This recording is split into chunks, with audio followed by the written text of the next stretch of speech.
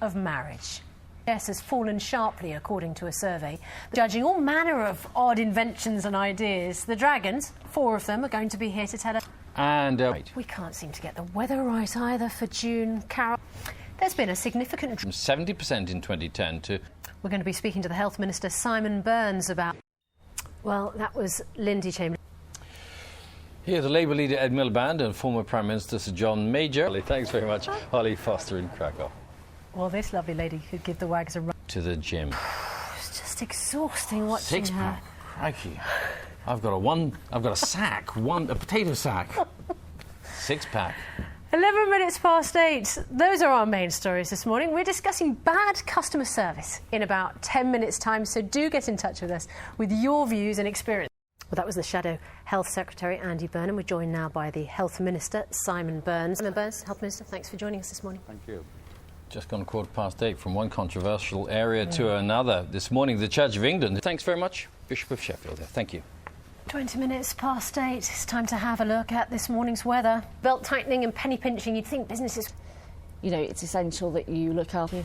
Coming up, BBC News Channel will bring you the latest news from home and abroad this morning. Here on Breakfast, though, they've helped hundreds of budding entrepreneurs... To their cars outside, haven't you? Indeed. I think they are. Time now to get the news, travel and weather where you are. See you in a moment. Good morning. You're watching Breakfast with Bill Turnbull and Susanna Reid. Dr. Stephen Croft. There's been a significant drop in satisfaction with the NHS in England, Scotland and Wales, according to a survey of public attitudes. More than nothing. The United Nations says children in Syria have accused troops of using them as human shields. The UN Secretary... An Australian coroner's ruled that an 8-week-old girl who disappeared from a tent in the outback more than 30 years ago was killed by a dingo. Around 4,000 military personnel will receive redundancy notices today in the latest round of job losses for the armed forces. Around a third will be compulsory. Total numbers are being... Those are the main stories. Here's what's coming up later. I think they parked their limousines outside the building. Oh, one's got a really big, shiny... Silvery one. Silvery it's one. Actually mirrored. 8:39. We've all dreamt of meeting our musical heroes at one stage in our lives, but what would your family do to make the dream come true? Well, that was the challenge that lay ahead for Kate and Will Spicer.